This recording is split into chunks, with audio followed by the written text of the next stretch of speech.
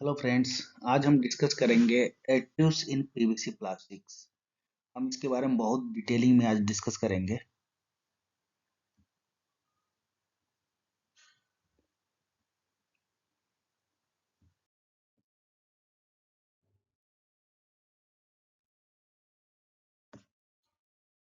Additives को simply हम समझ सकते हैं कि एडिटिव वर्ड्स में ही ऐड वर्ड छुपा हुआ है।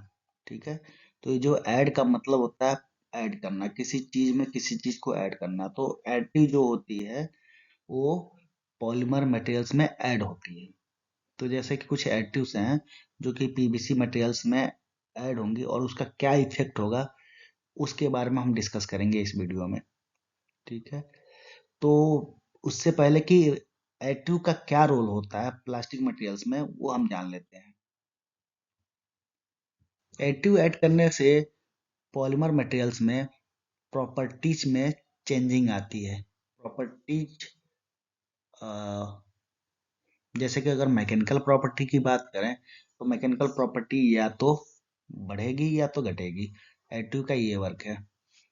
और एडिटिव ऐड करने से टॉक्सिसिटी नहीं बढ़ती है, ना ही टेस्ट या कलर उसका चेंज होता है। और एडिटिव ऐड करने से ब्लीड ब्लूम भी नहीं होती। ब्लीड ब्लूम का मतलब क्या होता है कि जो मटेरियल्स होती है वो प्रोसेसिंग के टाइम पे लीकेज होती है, लीकेज फ्लो स्टार्ट करती है। तो वो लीकेज फ्लो स्टार्ट नहीं होगी एडिटिव ऐड करने से। और प्रॉपर्टीज में कोई एडवर्सली इफेक्ट नहीं शो करेगी एडिटिव ऐड करने के बाद।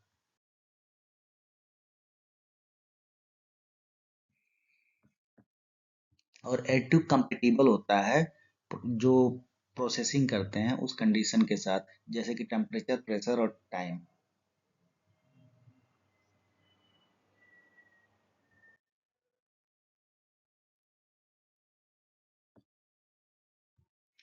अगर पॉली रिजिड पीवीसी है तो उसके लिए क्या क्या रिक्वायरमेंट होती है एडिटिव, जैसे कि स्टेबलाइजर। स्टेबलाइजर में हीट और लाइट होती है। और लुब्रिकेंट्स में इंटरनल एक्सटर्नल होती है। फीलर की रिक्वायरमेंट हो सकती है, यूवी स्टेबलाइजर की रिक्वायरमेंट हो सकती है, ओपेसिफायर्स की और कलरेंट्स की। ये सब रिक्वायरमेंट हो सकती है रिजिड पीवीसी पॉलीमर के लिए। और फ्लेक्सिबल पीवीसी पॉलीमर के लिए क्या क्या रिक्वायरमेंट हो सकती है? स्टेबलाइजर जो कि हीट और लाइट में वर्क करती है, लुब्रिकेंट्स इंटरनल और एक्सटर्नल हो सकती है, filler, UV stabiliser, opacifier, colourants और प्लास्टिसाइजर की रिक्वायरमेंट हो सकती है। ये एक एक्स्ट्रा चीज है। अगर फ्लेक्सिबल पीवीसी है, फ्लेक्सिबल पीवीसी बनानी है अगर, तो प्लास्टिसाइजर बहुत ज्यादा इफेक्ट करता है फ्लेक्सिबल बनाने में।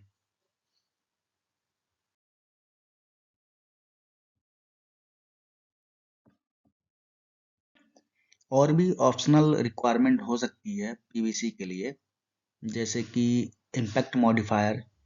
अगर जैसे पीवीसी का इम्पैक्ट प्रॉपर्टी बढ़वानी है तो इम्पैक्ट मॉडिफायर ऐड करते हैं एज एडिटिव।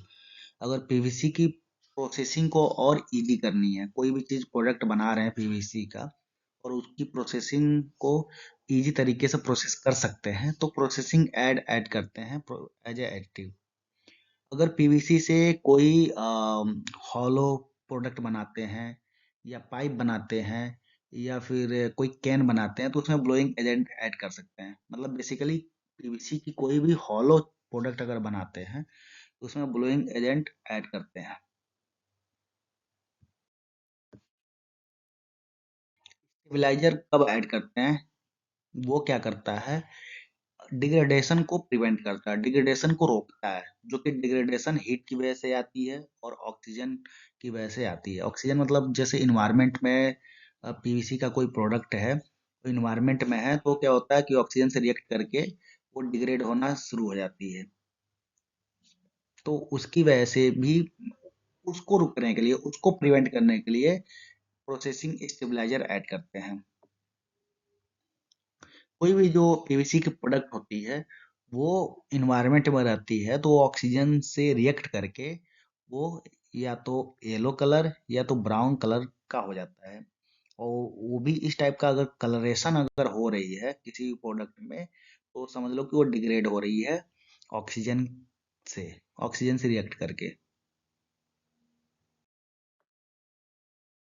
हीट स्टेबलाइजर जब ऐड करते हैं पीवीसी में तो वो क्या करता है, डिग्रेडेशन को रोकता है।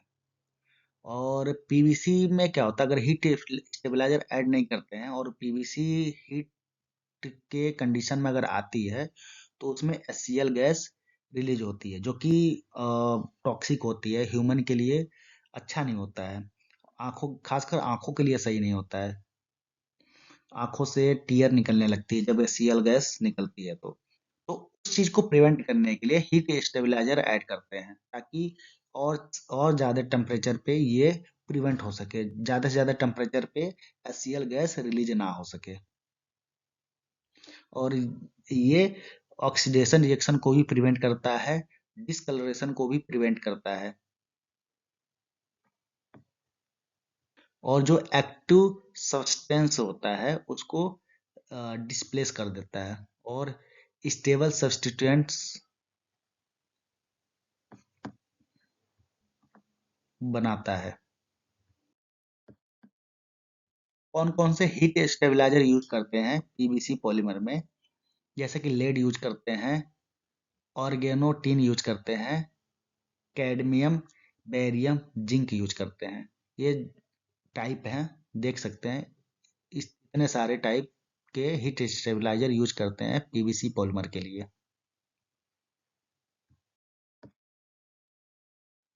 पीवीसी पॉलीमर में सिनर्जिस्टिक स्टेबलाइजर यूज करते हैं, मतलब कर सकते हैं। जैसे सिनर्जिस्टिक स्टेबलाइजर का मतलब होता है कि एक से ज्यादा स्टेबलाइजर यूज करना प्रोसेसिंग के टाइम पे या प्रोडक्ट फॉर्मेशन के टाइम पे। जैसे देख सकते हैं कि एक से ज्यादा स्टेबलाइजर यूज किया गया है एज ए एडिटिव, तो उस दोनों का, अगर दो स्टेबलाइजर ए और बी यूज किया गया है पीवीसी पॉलीमर में तो उन दोनों का जो इफेक्ट होता है, ये दोनों जो सेपरेट सेपरेट स्टेबलाइजर होता है उन उस स्टेबलाइजर से ज्यादा होता है इसका इफेक्ट। तो मतलब किसी पॉलीमर प्रोसेसिंग की अगर हीट स्टेबलाइजिंग अगर बढ़ानी हो, अगर उसकी प्रॉपर्टी बढ़ानी हो तो वो एक से ज्यादा एडिटिव को यूज कर सकते हैं।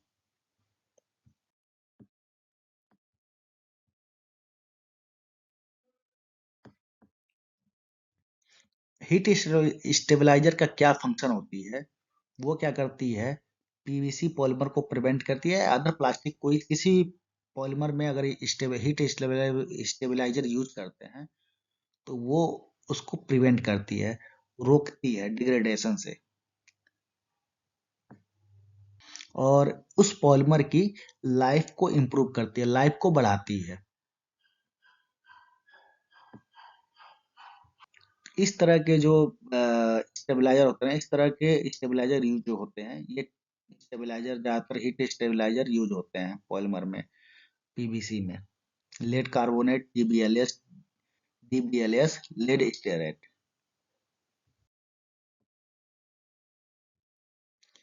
ऑर्गेनेट टीन कंपाउंड भी एज ए हीट स्टेबलाइजर की तरह यूज करते हैं पीवीसी पॉलीमर में। Dibutyl tin dilaurate, dibutyl tin maleates. Rigid pipes, sheet और प्रोफाइल के लिए जो पीवीसी से बनाई गई है उसके लिए हीट स्टेबलाइजर, लीड स्टेबलाइजर और ऑर्गेनोटिन यूज करते हैं एज ए एक्टिव। और ट्रांसपेरेंट बोतल के लिए liquid CA zinc and thiotin compound use करते हैं as a heat stabiliser PVC polymer में, जो ट्रांसपेरेंट अगर बोतल बनानी हो पीवीसी की तो।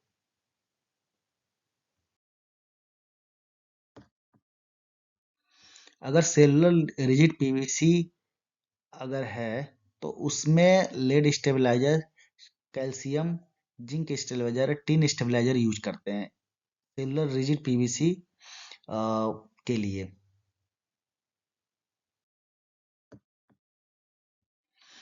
यूवी स्टेबलाइजर यूज करते हैं पीवीसी पॉलीमर में। पीवीसी का अगर कोई प्रोडक्ट बना रहे हैं तो उसमें यूवी स्टेबलाइजर यूज करते हैं जहाँ पे उस प्रोडक्ट को इन्वायरमेंट में यूज करना है अगर तो। तो उसमें यूवी स्टेबलाइजर यूज करते हैं। जैसे कि यूवी स्टेबलाइजर क्या होता है कि जब अल्ट्रा वायलेट रेडिएशन में कोई प्रोडक्ट अगर आती है पीवीसी से जो बनाई गई है, तो वो क्या होती है, डिग्रेडेशन स्टार्ट हो जाती है। वो डिग्रेडेशन फोटोकेमिकल रिएक्शन होने लगती है। जब यूवी लाइट उस प्रोडक्ट पे पड़ती है तो फोटोकेमिकल रिएक्शन होती है, उसकी वजह से डिग्रेडेशन स्टार्ट हो जाती है। तो उस डिग्रेडेशन को प्रिवेंट करने के लिए, रोकने के लिए यूवी स्टेबलाइजर ऐड करते हैं। जब यूवी लाइट किसी प्रोडक्ट पे जो पीवीसी से बनाई गई है, उस प्रोडक्ट पे यूवी लाइट जब पड़ती है तो उसकी जो बॉन्डिंग होती है पॉलीमर चेन की, वो ब्रेक हो जाती है और वो पेरोक्साइड फॉर्मेशन करने लगती है, पेरोक्साइड बनाने लगती है, जो कि हार्मफुल होती है ह्यूमन के लिए, इन्वायरमेंट के लिए। तो उसको रोकने के लिए यूवी स्टेबलाइजर ऐड करते हैं। और ये ज़्यादातर यूवी स्टेबलाइजर यूज करते हैं कब, जो प्रोडक्ट इन्वायरमेंट में यूज करने के लिए बनाई गई है, जो कि पीवीसी से है, तो उसके लिए यूवी स्टेबलाइजर यूज करते हैं। जब यूवी लाइट से जो पॉलीमर डिग्रेड होती है, उसका क्या इफेक्ट पड़ता है, जैसे कलर चेंज हो जाती है, उसकी प्रॉपर्टी जो मैकेनिकल प्रॉपर्टी होती है वो रिड्यूस हो जाती है, और स्टिफनेस और ब्रिटलनेस बढ़ जाती है, श्रिंकेज और क्रैकिंग उसमें स्टार्ट हो जाती है, और इलेक्ट्रिकल इंसुलेशन भी डाउन हो जाती है। यूवी स्टेबलाइजर कितने टाइप के होते हैं? यूवी एब्जॉर्बर्स होती है, यूवी एनर्जी और ट्रांसफर एजेंट्स होती है।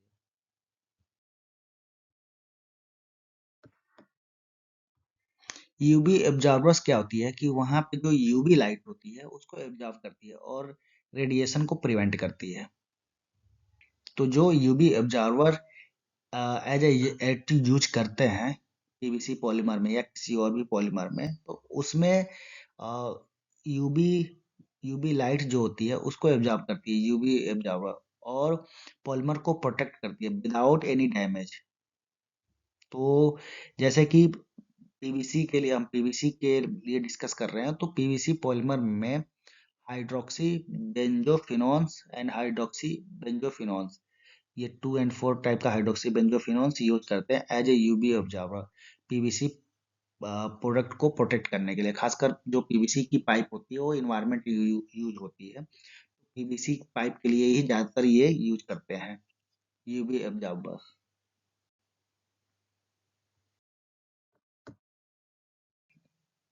एक तरह से और यूवी एब्जॉर्बिंग एटी यूज करते हैं पीवीसी के लिए, जैसे UV energy transfer agent.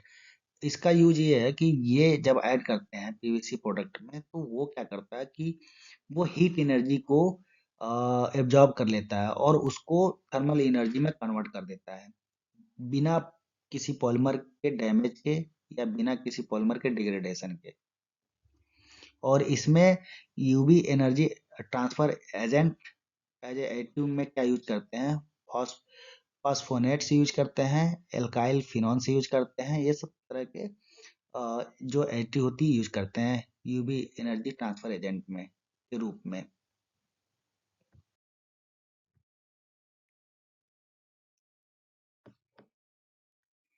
Lubrication भी एक तरह से एडिटिव होती है जो कि यूज करते हैं पीवीसी की प्रोसेसिंग के लिए ज्यादातर। जैसे कि अगर प्रोसेसिंग को स्मूथली प्रोसेस करना है, अगर कोई प्रोडक्ट को स्मूथली प्रोसेस करके बनानी है तो लुब्रिकेशन यूज करते हैं। विदाउट लुब्रिकेशन जो प्रोसेस होती है उसमें क्या होती है, बैरल में, एक्सट्रूडर जो बैरल होती है उसमें पॉलीमर चिपक जाता है, तो प्रोसेसिंग सही नहीं होती है, तो वो प्रॉब्लम करती है। तो उस टाइम प्रोसेसिंग को इजी बनाने के लिए वो लुब्रिकेशन यूज करते हैं। और ये एक तरह से मोल्ड रिलीजिंग एजेंट की तरह भी काम करती है। कई बार मोल्ड में क्या होता है कि वो प्रोडक्ट जाती है, चिपक जाती है, तो जब लुब्रिकेशन अगर पॉलीमर में ऐड नहीं करेंगे तो वो चिपक जाएगी, वो निकलेगी नहीं मोल्ड में से। तो उसको भी इजी करने के लिए मोल्ड रिलीज एजेंट के लिए रूप में भी लुब्रिकेशन का यूज करते हैं। और जब लुब्रिकेशन यूज करते हैं तो फाइनल जो प्रोडक्ट मिलती है तो बहुत फाइन और फिनिशिंग प्रोडक्ट होती है। और लुब्रिकेशन ऐड करने से प्रोडक्ट में कोई प्रॉपर्टी चेंज नहीं होती है, जो प्रोडक्ट की प्रॉपर्टी होती है वही प्रॉपर्टी रहती है। और लुब्रिकेशन ऐड करने से प्रोडक्ट की फिनिशिंग बढ़ जाती है, शाइनिंग बढ़ जाती है प्रोडक्ट की।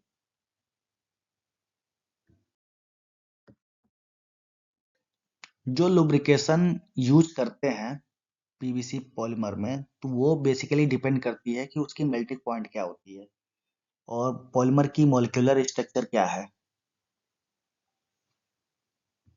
उसकी डिग्री ऑफ ब्लेंडिंग क्या है, इन सब चीज़ों पे डिपेंड करती है। तो इन सब चीज़ों पे ध्यान रख के प्रॉपर तरीके से लुब्रिकेशन यूज करते हैं। प्रॉपर कितना लुब्रिकेशन यूज करना है किस पॉलीमर के लिए, उसकी मॉलिक्यूलर स्ट्रक्चर क्या है, डिग्री ऑफ ब्लेंडिंग क्या है, कंपेटिबिलिटी क्या है, तो ये सारी चीज़ों पे देख के लुब्रिकेशन उसी हिसाब से यूज करते हैं। कितना लुब्रिकेशन यूज कर कितना अमाउंट ऑफ लुब्रिकेशन यूज कर सकते हैं। अगर लुब्रिकेशन ज़्यादा नहीं रहेगा, अगर उसी हिसाब से लुब्रिकेशन ऐड नहीं करेंगे, ये सब चीज़ें देख के, तो लुब्रिकेशन का वर्क उतना सही नहीं होगा जो लुब्रिकेशन का वर्क है। वो में भी तब वो लुब्रिकेशन का जो काम है, जैसे कि प्रोटेक्ट करना, डिग्रेडेशन को प्रोटेक्ट करना, फिनिशिंग प्रोडक्ट देना, तो वो काम लुब्रिकेशन प्रॉपर तरीके से नहीं कर पाएगा। तो इसीलिए ये किसी भी पॉलीमर के बारे में ये जानना जरूरी है कि उसकी मॉलिक्यूलर स्ट्रक्चर क्या है और उसकी डिग्री ऑफ ब्लेंडिंग क्या है। वो सब चीजें देख के उसी हिसाब से लुब्रिकेशन उस पॉलीमर में यूज करते हैं। लुब्रिकेशन कितने टाइप की होती है? एक इंटरनल होती है, एक एक्सटर्नल होती है।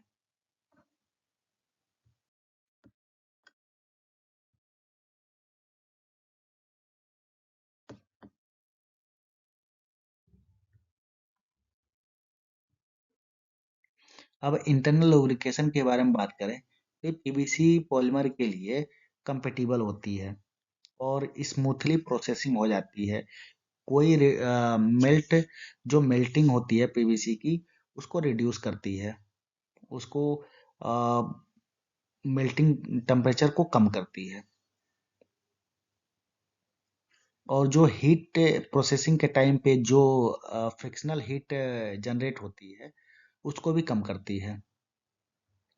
जैसे कि इंटरनल लुब्रिकेशन के लिए यूज करते हैं, कौन कौन से हैं? Fatty acid, glycerol, monostearate, butyl stearate, इस टाइप का एडिटिव इंटरनल लुब्रिकेशन के तौर पे यूज करते हैं प्रोसेसिंग के टाइम पे।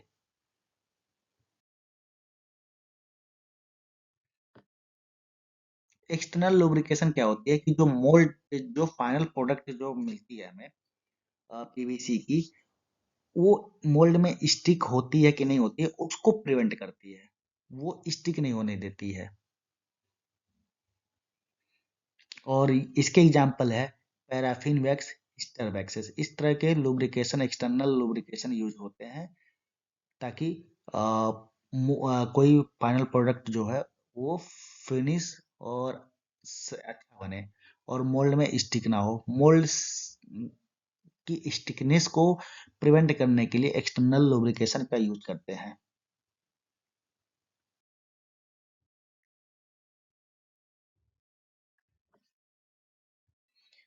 अब बात करते हैं प्लास्टिसाइजर। प्लास्टिसाइजर भी एक तरह से एडिटिव होती है जो कि पॉलीमर में यूज होती है।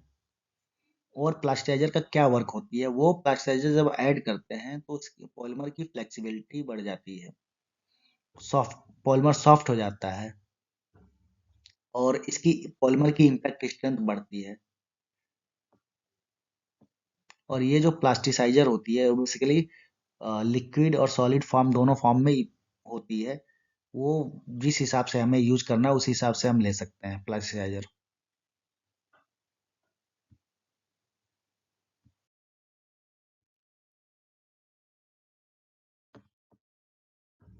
प्लास्टिसाइजर भी दो तरह से होती है, एक प्राइमरी प्लास्टिसाइजर होती है, एक सेकेंडरी प्लास्टिसाइजर होती है।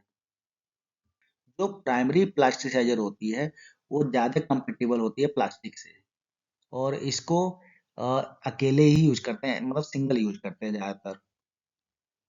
और जो सेकेंडरी प्लास्टिसाइजर होती है वो कम कंपेटिबल होती है प्लास्टिक से, और इसको प्राइमरी के साथ यूज नहीं कर सकते।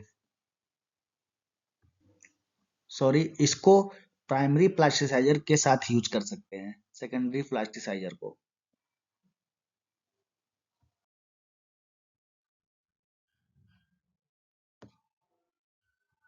ये होते हैं type of plasticiser. Primary plasticiser क्या क्या होते हैं? थायलेट्स, फॉस्फेट, सेबाकेट्स, एडिपेट्स, इस तरह के प्लास्टिसाइजर प्राइमरी प्लास्टिसाइजर के रूप में यूज होते हैं।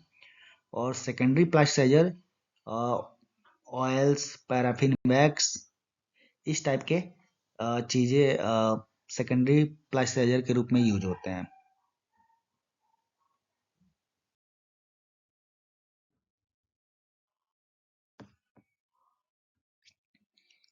फीलर भी एक तरह से एक्टिव होती है जो कि पॉलीमर में यूज होती है। और फीलर का क्या वर्क होता है? फीलर बेसिकली पॉलीमर की प्रॉपर्टीज को चेंज करती है, चाहे फिजिकल हो चाहे मैकेनिकल हो, कोई सा भी प्रॉपर्टी हो, इसकी पॉलीमर की प्रॉपर्टी चेंज होती है फीलर ऐड करने के बाद। और कितने टाइप के फीलर होते हैं ये देख सकते हैं। इनर्ट फीलर होती है बेसिकली, तो उसका क्या फंक्शन होती है?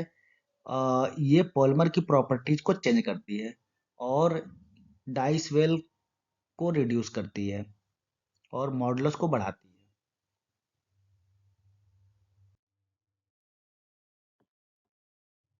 और फिलर का क्या वर्क होता है? ये क्या करती है? हार्डनेस को इंक्रीज करती है, इलेक्ट्रिकल इंसुलेशन को भी इंक्रीज करती है, टैकीनेस को रिड्यूस करती है, टेंसाइल प्रॉपर्टी जो टेंसाइल स्ट्रेंथ होती है उसको रिड्यूस करती है, इम्पैक्ट एनर्जी को बढ़ाती है। तो कुछ जैसे फिलर हैं, जैसे CO, CO3, China clay, BaSO4, ये सब फिलर होती हैं, ज़्यादातर यूज होती हैं पॉलीमर में, पॉलीमर प्रोसेसिंग के लिए। मीन्स PVC प्रोसेसिंग के लिए ज़्यादातर ये सब फिलर यूज होती है।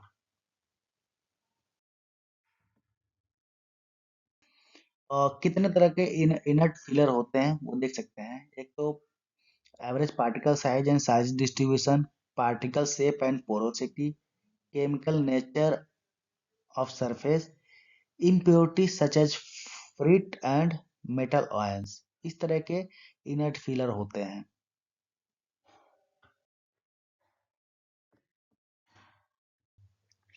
एक होती है रेनफोर्सिंग फिलर, जो कि इलास्टोमर को इफेक्ट करता है। ज़्यादातर ये टेंसाइल स्ट्रेंथ को बढ़ाती है। और ये जो फ्लेक्सिबल पीवीसी होती है उसमें ज़्यादातर यूज होती है, क्योंकि फ्लेक्सिबल जो पीवीसी होती है, जो फ्लेक्सिबल पीवीसी होती है वो ऑलरेडी प्लास्टिसाइज होती है। जो प्लास्टिसाइज पीवीसी होती है वो फ्लेक्सिबल नेचर शो करता है। तो उसमें ज़्यादातर जो रेनफोर्सिंग फिलर होती है उसमें यूज करते हैं ज़्यादातर। वो क्या करती है? टेंसाइल स्ट्रेंथ ऑफ पीवीसी को बढ़ाती है। मीन्स टेंसाइल स्ट्रेंथ, पीवीसी की टेंसाइल स्ट्रेंथ को बढ़ाती है जब रेनफोर्सिंग फिलर यूज करते हैं तो। और ये ज़्यादातर, ये याद रखें कि ये ज़्यादातर प्लास्टिसाइज पीवीसी में यूज करते हैं।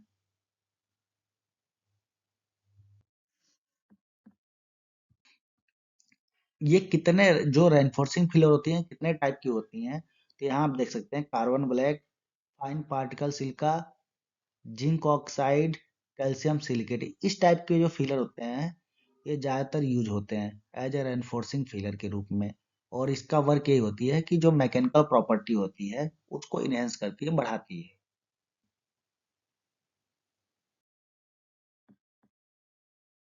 अब हम डिस्कस करते हैं इम्पैक्ट मॉडिफायर के बारे में। इम्पैक्ट मॉडिफायर बेसिकली जो पॉलीमर बेस मैट्रिक्स होती है उसमें जब ऐड करते हैं तो उसकी जो प्रॉपर्टीज होती है, इम्पैक्ट प्रॉपर्टी होती है, वो 5 से 10 से 15% बढ़ जाती है इसके इम्पैक्ट मॉडिफायर ऐड करने के बाद। ये बेसिकली ऐड इम्पैक्ट मॉडिफायर जब ऐड करते हैं पीवीसी पॉलीमर में तो ये क्या करती है? शॉक एब्जॉर्बेंस को रोकती है, प्रोवाइड करती है। और ये impact modifier ABC, MBS, Eva, CPE इस तरीके से जो इम्पैक्ट मॉडिफायर हैं यूज होते हैं खासकर।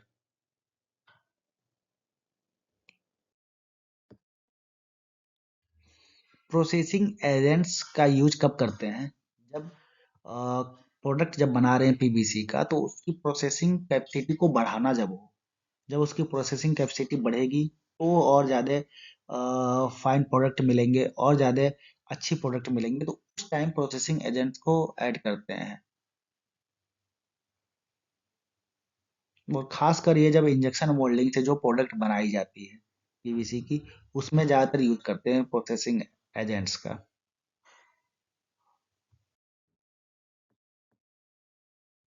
ये कितने तरह के प्रोसेसिंग एजेंट्स यूज होते हैं पॉलीमर में, जैसे कि ऑर्गेनिक पेरोक्साइड ज़्यादातर यूज होता है एज ए प्रोसेसिंग एड्स के रूप में पॉलीमर में।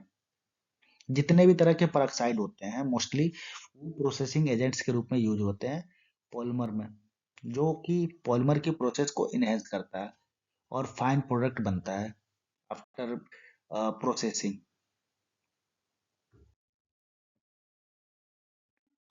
एंटी स्टैटिक एजेंट्स भी यूज करते हैं प्रोसेसिंग के टाइम पे। जब पॉलीमर की प्रोसेसिंग होती है तो उस time anti static agent use करते हैं एज ए एडिटिव। कई बार क्या होता है प्रोसेसिंग के टाइम पे पॉलीमर जो होती है वो एक्यूमुलेट हो जाती है, तो एक्यूमुलेट को रिड्यूस करने के लिए basically anti static agent use करते हैं।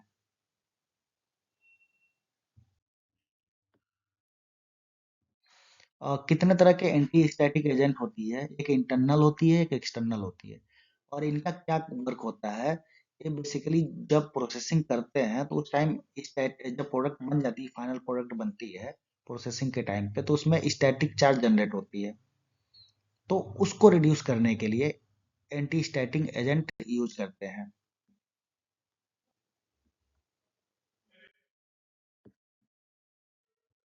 अगर इंटरनल और एक्सटर्नल एंटी स्टैटिक एजेंट की बात करें, तो जो इंटरनल एंटी स्टैटिक एजेंट्स होती है वो ज़्यादा टाइम तक पॉलीमर प्रोडक्ट को प्रोटेक्ट करती है compare to external anti static agents.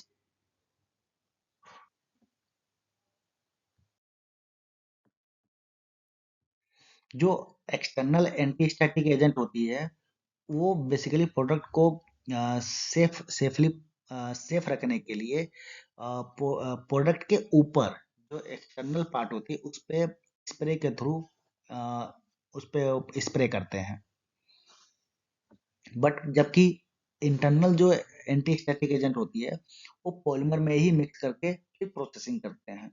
इसलिए जो इंटरनल एंटी स्टैटिक एजेंट होती है वो ज़्यादा अच्छी होती है कंपेयर टू एक्सटर्नल, क्योंकि एक्सटर्नल एंटी स्टैटिक स्प्रे के थ्रू प्रोडक्ट को प्रोटेक्ट करते हैं, तो वो ज़्यादा टाइम तक क्योंकि वो प्रोडक्ट के ऊपर है, सरफेस पे है, तो सरफेस पे ज़्यादा टाइम तक नहीं रहता वो, क्योंकि इन्वायरमेंट में आएगी तो वो डिग्रेड होगा, या फिर कहीं कोई ऐसा लिक्विड के टच में आएगी तो क्या पता रिएक्शन करके वो बाहर निकल जाए, तो वो ज़्यादा प्रोडक्ट को सेफली नहीं रख सकता।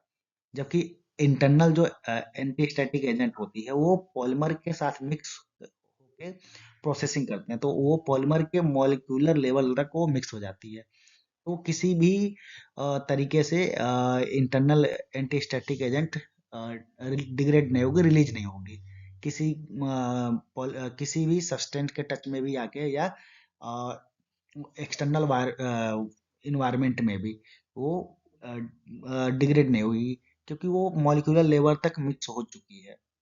तो इसलिए जो लाइफ है इंटरनल एंटी स्टैटिक एजेंट की ज़्यादा होती है compare to external anti static agents की। ये एग्जांपल होती है कुछ जो कि एंटी स्टैटिक एजेंट के रूप में यूज होती है, एमीन्स, एनायनिक्स, क्वार्टरली अमोनियम इस तरीके से होती है जो एंटी स्टैटिक एजेंट के रूप में यूज होती है। ब्लोइंग एजेंट्स वहां पे यूज होती है जहाँ पे कोई hollow structure, cellular structure product चाहिए। जब ब्लोइंग एजेंट्स यूज होती है तो जो प्रोडक्ट फाइनल प्रोडक्ट मिलती है तो वो फ्लेक्सिबल नेचर शो करती है। जैसे कि अगर कोई हॉलो प्रोडक्ट अगर चाहिए जो इंजेक्शन मोल्डिंग से बनाई जा रही है, तो जैसे केन बनती है, तो केन में क्या होती है, उसमें ब्लोइंग एजेंट्स जब ऐड करते हैं तो वो जब मोल्ड में जाती है, जो मोल्टेड मटेरियल होती है तो उसमें हॉलोनेस को बढ़ाने के लिए उसमें एयर प्रेशर से एयर उसमें ब्लोन करते हैं, तो उससे क्या होती है कि जो मटेरियल्स जो मोल्टेड मटेरियल पैरेजन के फॉर्म में आती है तो वो स्प्रेड होती है, तो एक हॉलो शेप का प्रोडक्ट बाहर निकलता है, तो उस चीज में ब्लोइंग एजेंट बहुत ज्यादा इफेक्टिव होती है, ब्लोइंग एजेंट ऐड करते हैं उस टाइम में। और ये जो ब्लोइंग एजेंट होती है वो लिक्विड फॉर्म में हो सकती है या सॉलिड फॉर्म में हो सकती है, दोनों के फॉर्म में हो सकती है। और ये प्रोसेसिंग के टाइम पे ऐड करते हैं, अगर जैसे कि मान लो कि हमें कोई हॉलो टाइप का या सेलुलर टाइप का स्ट्रक्चर हमें चाहिए किसी पीवीसी प्रोडक्ट का, तो वो हम उस टाइम ब्लोइंग एजेंट यूज करते हैं। जैसे कि अगर पाइप बनानी हो तो वो हॉलो होती है, तो उसमें यूज करते हैं। अगर पीवीसी की पाइप बनानी है या पीवीसी की कैन बनानी है, बोतल बनानी है, तो उस टाइम हम ब्लोइंग एजेंट यूज करते हैं।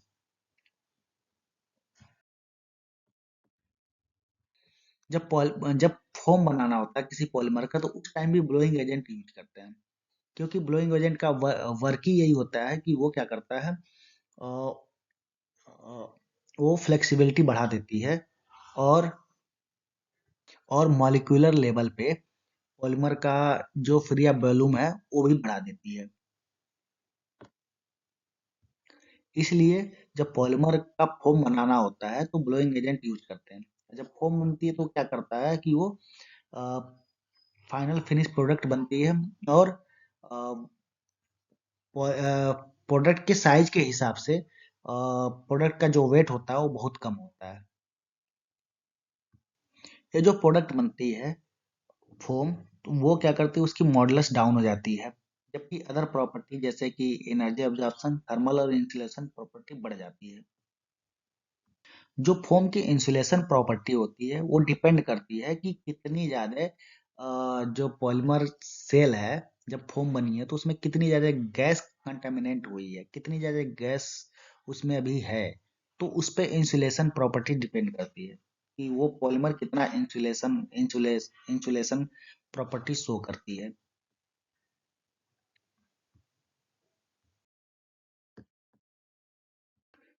पॉलीमर फोम्स में बेसिकली ज्यादातर पीवीसी और पॉलीयूरेथेन ज्यादातर यूज होती है फोम बनाने के लिए, और आजकल पॉलीस्टाइरीन का भी यूज होने लगा है एज ए पैकेजिंग और फोम के रूप में, क्योंकि इसकी जो प्रॉपर्टीज होती है बहुत अच्छी होती है कंपेयर टू अदर पॉलीमर, और इसकी प्रोटेक्टिव क्वालिटीज भी ट्रांसपोर्ट के लिए अच्छी होती है। और ये पॉलीस्टाइरीन का जो फोम होती है वो ज़्यादातर केटरिंग इंडस्ट्री में यूज करते हैं इसको, क्योंकि इसकी ट्रांसपोर्टेशन अच्छी होती है। और आजकल क्रॉसलिंक पॉलीएथिलीन का भी यूज करने लगे हैं फोम के रूप में।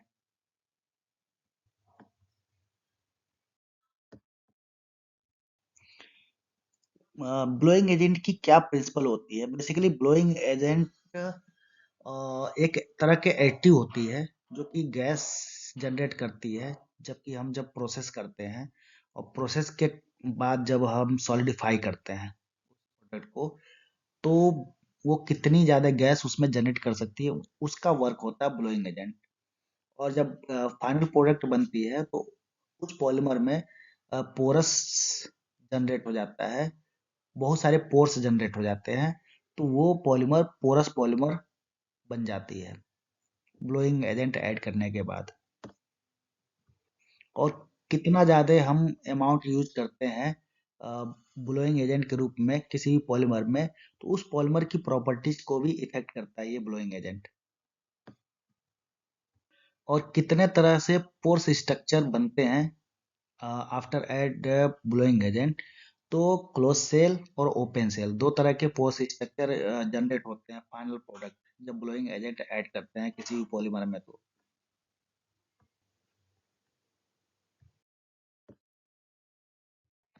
फोम स्ट्रक्चर कैसे बनते हैं? गैस डिजॉल्व होती है मैट्रिक्स में और प्रोसेसिंग के बाद एक्सपेंड होती है, तब एक फोम स्ट्रक्चर बनती है। और इसमें एक्सोथर्मिक रिएक्शन होती है, और जब पॉलीमराइजेशन रिएक्शन होती है तो उसमें CO2 गैस निकलती है as a by product.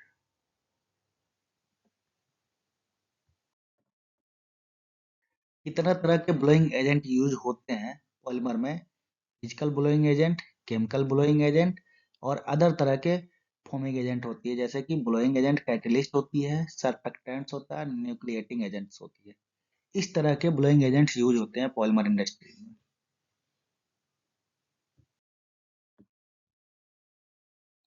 Physical blowing agent एक तरह से एडिटिव होती है जो कि नॉन रिएक्टिव होती है, ठीक।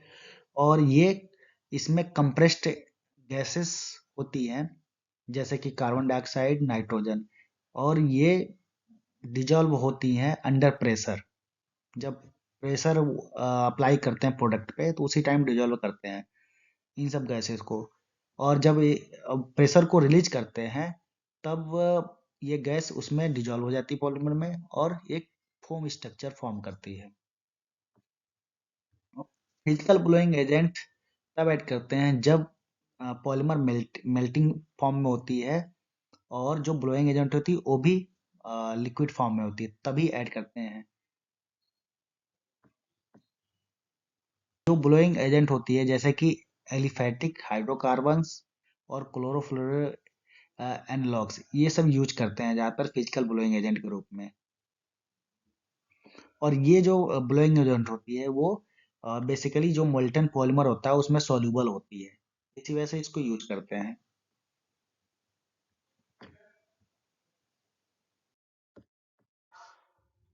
फिजिकल ब्लोइंग एजेंट के क्या फैक्टर होते हैं जो अफेक्ट करते हैं?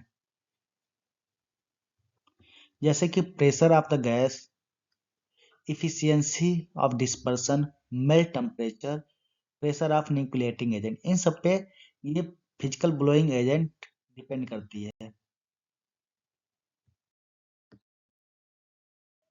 अब हम डिस्कस करते हैं chemical blowing agent. Chemical blowing agents एक तरह से एक एडिटिव होती है जो कि केमिकल रिएक्शन के द्वारा ये गैसेस रिलीज करती है, और जो फाइनल प्रोडक्ट बनती है वो फोम स्ट्रक्चर शो करती है। केमिकल ब्लोइंग एजेंट के रूप में polyurethane, azodicarbonamide, azo isobutyl nitrate, ये सब यूज करते हैं। बेंजो ऑक्साजिन्स भी यूज करते हैं। केमिकल ब्लोइंग एजेंट पाउडर के फॉर्म में भी हो सकती है, सॉलिड के फॉर्म में हो सकती है, या लिक्विड के फॉर्म में हो सकती है, किसी भी फॉर्म में इसको यूज कर सकते हैं। और ये बेसिकली प्रोसेसिंग के टाइम पे यूज करते हैं, और प्रोसेस के बाद जब फाइनल प्रोडक्ट बनने वाली होती है तो उस टाइम केमिकल रिएक्शन होती है और गैस फॉर्म होती है और फाइनल प्रोडक्ट में वो दिखती है।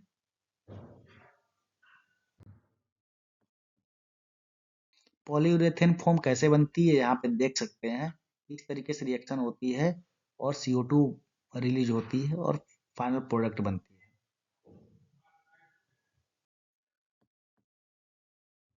ये डिफरेंट टाइप के ब्लोइंग एजेंट यूज होती हैं पॉलीमर में, जैसे कि फ्लोरोमेथेन और difluorochloromethane, cyclopentane, methyl chloride, pentane, cyclopentane. तो ये डिफरेंट टाइप के ब्लोइंग एजेंट होते हैं, वो यूज होते हैं पॉलीमर इंडस्ट्री में।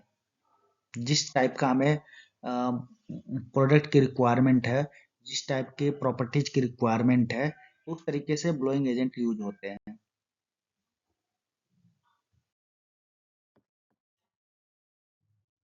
जैसे कि हम केमिकल ब्लोइंग एजेंट की बात करें तो वो जब हॉपर में जब मटेरियल्स ऐड करते हैं, जब पॉलीमर प्योर पॉलीमर मैट्रिक्स जब ऐड करते हैं हॉपर में डालते हैं तो उसी टाइम ब्लोइंग एजेंट भी ऐड कर देते हैं, तो वो बैरल में जाके वो स्क्रू के थ्रू मिक्स हो जाती है और जो फाइनल प्रोडक्ट मिलती है फिर।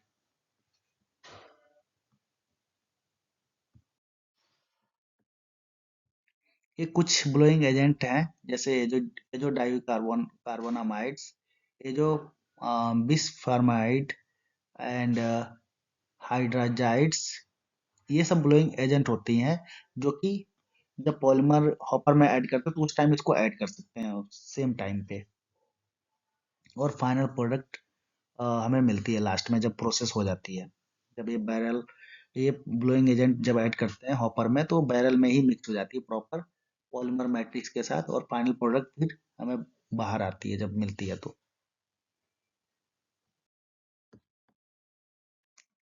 कलरेंट्स ऐड करते हैं एज एडिटिव किसी भी पॉलीमर में। कलरेंट्स का मतलब ही आप यहाँ से देख सकते हैं, कलरेंट्स का मतलब होता है कलर। ठीक, तो जिस टाइप का हमें कलर चाहिए कोई भी फाइनल प्रोडक्ट का, तो हम तभी ऐड करते हैं उसी टाइप का कलरेंट्स यूज करते हैं। और ये डिफरेंट टाइप की कलरेंट्स होती है, जैसे डाइज होती है और पिगमेंट्स होती है।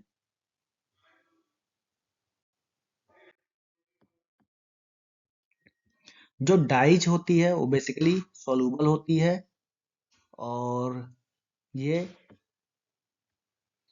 स्मॉल साइज पार्टिकल्स में होती है। मीन्स ये कह सकते हैं कि सॉलिड फॉर्म में होती है डाई जो होती है।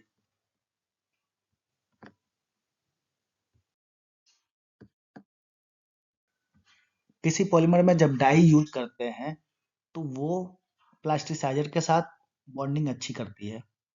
प्लास्टिसाइजर से कोई प्रॉब्लम नहीं होती है डाइज को।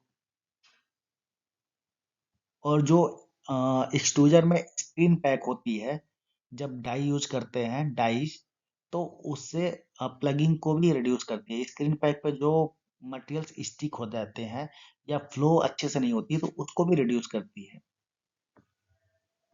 इसकी कुछ डिसएडवांटेज होती है, जो कि पुअर रेजिस्टेंस होती है केमिकल के साथ और प्रोसेसिंग टेम्परेचर के साथ, और इसकी स्टेबिलिटी भी ज़्यादा नहीं होती है लाइट में। क्योंकि कई बार हम देखते हैं कि प्लास्टिक के बहुत सारे प्रोडक्ट होती हैं, जैसे घर के अंदर रहती है तो उसकी कलर जो जिस भी कलर की होती है तो कलर सही रहती है। जैसे हम एनवायरनमेंट में यूज करते हैं जो प्लास्टिक की प्रोडक्ट होती है, जैसे रेड कलर का प्लास्टिक का प्रोडक्ट है, ब्लू कलर का है, और ग्रीन कलर कोई किसी भी कलर का अगर मान लें, तो अगर इन्वायरमेंट है तो उसका डिसकलरेशन स्टार्ट हो जाती है। तो ये एक डिसएडवांटेज है डाइस का। पिगमेंट कितने टाइप के होते हैं? ऑर्गेनिक पिगमेंट होती है, एक इनऑर्गेनिक पिगमेंट होती है। जो ऑर्गेनिक पिगमेंट्स होती है वो भी पार्टिकल्स के फॉर्म में यूज करते हैं, और ये भी सॉलिड फॉर्म में होती है, और ये डाइस के थ्रू बनाई जाती है। Organic pigment basically azo pigments use करते हैं ज्यादातर।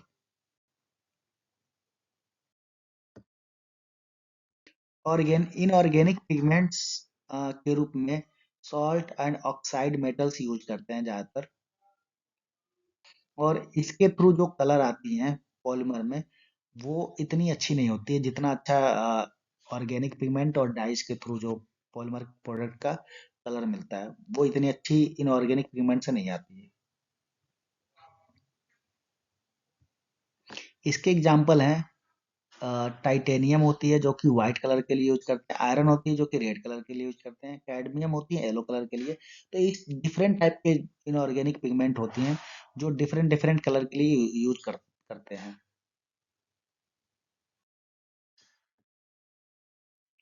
कलरेंट का यूज करने के बाद क्या फॉर्मेशन होती है प्रोडक्ट की, जबकि पिगमेंट यूज करते हैं जबकि प्रोडक्ट जब ड्राई कंडीशन में हो और पेस्ट फॉर्म में हो।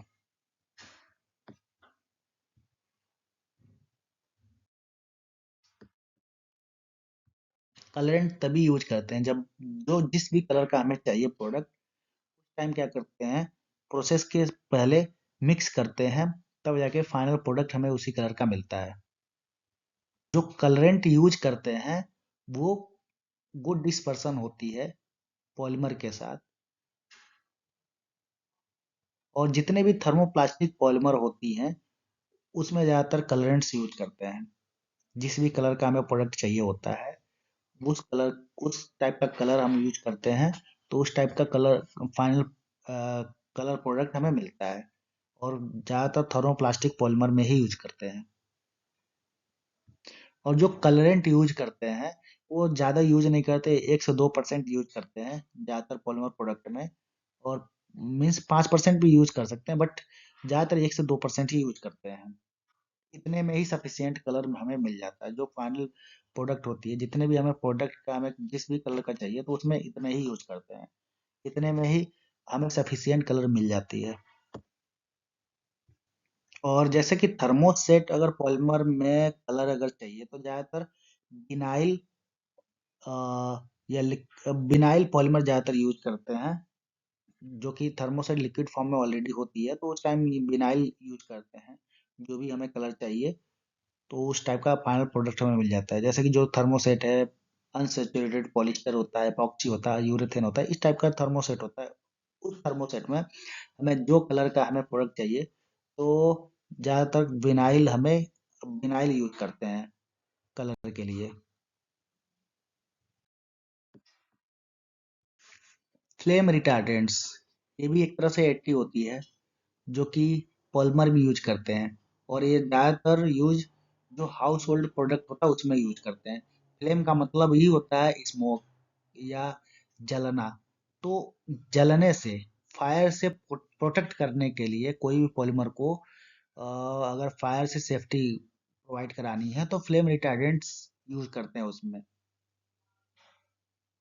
जैसा कि हम जानते हैं कि पॉलीमर पेट्रोकेमिकल प्रोडक्ट होती है और जो कि बहुत तेज फायर जल जाती है, बहुत तेज उसमें आग लग जाती है। तो उसको रिड्यूस करने के लिए, देखो फुल्ली तो रिड्यूस नहीं हो पाता है, बट उसको कम करने के लिए फ्लेम रिटार्डेंट यूज करते हैं। और फ्लेम रिटार्डेंट जब यूज होती है पॉलीमर में तो कुछ प्रॉपर्टी पॉलीमर की डिग्रेड भी हो सकती है, जैसे कि इम्पैक्ट स्ट्रेंथ, टेंसाइल स्ट्रेंथ या हीट स्टेबिलिटी, ये डिग्रेड हो सकती है। बट जो पॉलीमर का जलना होता है वो कम हो जाता है, बहुत हद तक रिड्यूस हो जाता है। ये कितने टाइप की होती हैं फ्लेम रिटार्डेंट? एक एडिटिव फ्लेम रिटार्डेंट होती है, एक रिएक्टिव फ्लेम रिटार्डेंट होती है। जो एडिटिव फ्लेम रिटार्डेंट होती है उसमें फॉस्फेट एस्टर यूज करते हैं खासकर। और ये एक तरह से प्लास्टिसाइजर के लिए भी यूज करते हैं पीवीसी पॉलीमर में। जो कि ये फ्लेम को जलने पॉलीमर को जलने से प्रोटेक्ट करता है। जब एक्टिव फ्लेम रिटार्डेंट को पीवीसी में ऐड करते हैं तो वो क्लोरीन से कंटामिनेट होके क्लोरीनेटेड पैराफिन प्रोड्यूस करता है, जिस जो कि ये फ्लेम रिटार्डेंस को इम्प्रूव करता है।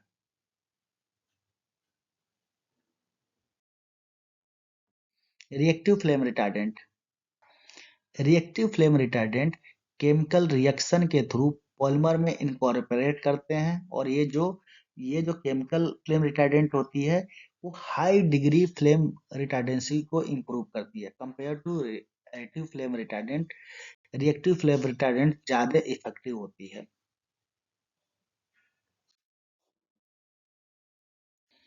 एंटीऑक्सीडेंट्स, एंटीऑक्सीडेंट्स बेसिकली ये रिड्यूस करती है जो ऑक्सीडेटिव डिग्रेडेशन होती है, जो पॉलीमर इन्वायरमेंट में यूज होती है। ज़्यादातर जो प्रोडक्ट इन्वायरमेंट में यूज होती है, जो हवा एयर के कांटेक्ट में होती है, या फिर जो हाउस में यूज नहीं होती है, क्लोज चैम्बर में यूज नहीं होती है, जो ओपन इन्वायरमेंट में यूज होती हैं, तो उसके लिए एंटीऑक्सीडेंट यूज करती हैं, जो कि ऑक्सीडेटिव डिग्रेडेशन को रिड्यूस करती है। लाइक कि आप कह सकते हैं जो ऑक्सीजन से या यूवी लाइट से या कह सकते हैं जो मॉइस्चर से जो पॉलीमर डिग्रेड होती है उसको प्रिवेंट करती है एंटीऑक्सीडेंट ऐड करने के बाद। तो कितने टाइप के एंटीऑक्सीडेंट होते हैं? एक चैन सेशन एंटीऑक्सीडेंट, एक क्रॉस लिंक के एंटीऑक्सीडेंट। चैन सेशंस प्रोसेस में क्या होती है? पॉलीमर चैन डिस्ट्रक्शन होती है, मॉलिक्यूलर वेट लॉस होती है, मेल्ट फ्लो बढ़ जाती है, और टफनेस डिक्रीज होती है और ये पाउडर के फॉर्म में कन्वर्ट होना शुरू हो जाती है। क्रॉस लिंकिंग क्या होती है? इसमें मेल्ट फ्लो डिक्रीज होने लगती है, मॉलिक्यूलर वेट इंक्रीज हो जाती है और इम्ब्रिटलमेंट बढ़ जाती है। तो इन सबको बढ़ाने के लिए hinder phenols and peroxide use करते हैं ज़्यादातर।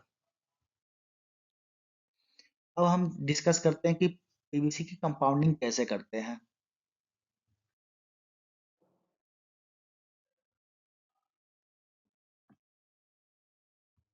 पीवीसी की कंपाउंडिंग विथ एडिटिव कैसे करते हैं? तो एडिटिव ऐड करने के बाद पीवीसी रेजिन को इन सब इन सब स्टेप से ले जाया जाता है।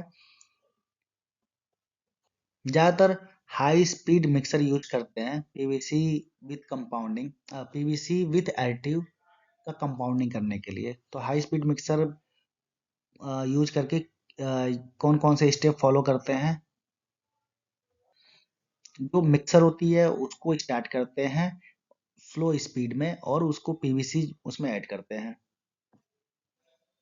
और उसके बाद बहुत हाई स्पीड से उसको रोटेट करते हैं और उसमें जो एडिटिव होती है वो ऐड करते हैं उस टाइम जब हाई स्पीड में रोटेट होने लगती है और सारे कंपाउंड को मिक्स करते हैं अ, जब वो 60 डिग्री टेम्परेचर तक पहुंच जाता है।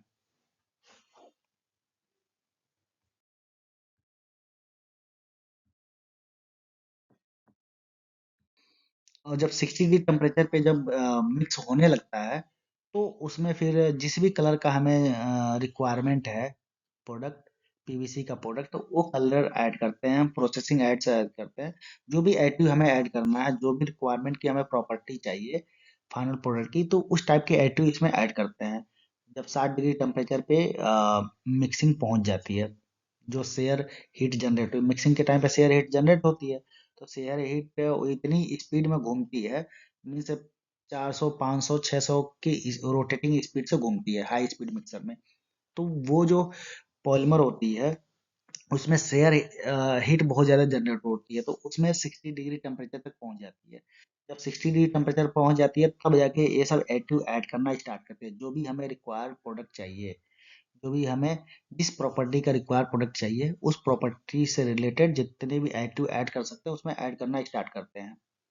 और जब फिर से मतलब जब ये एडिटिव ऐड कर दिया तो फिर उसके बाद जब टेम्परेचर 70 डिग्री टेम्परेचर पहुंच जाती है तब जाके हम लुब्रिकेशन ऐड करते हैं कि फिनिश प्रोडक्ट मिले और प्रोसेस उसकी इजी हो जाए, इसलिए लुब्रिकेशन ऐड करते हैं।